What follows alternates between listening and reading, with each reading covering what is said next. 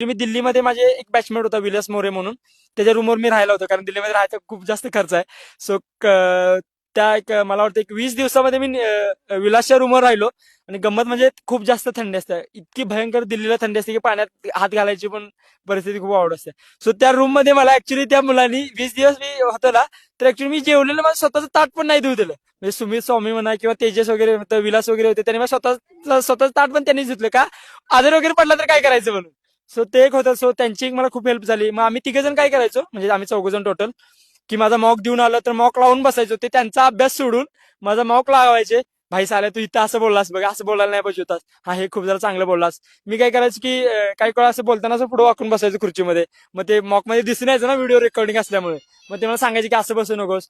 मी बोलताना सारखं sir sir sir म्हणायचो. सो ते मला सांगायचे सारखं सारखं सर म्हणू नकोस, ते कसलं ते घाण दिसतंय बघायला.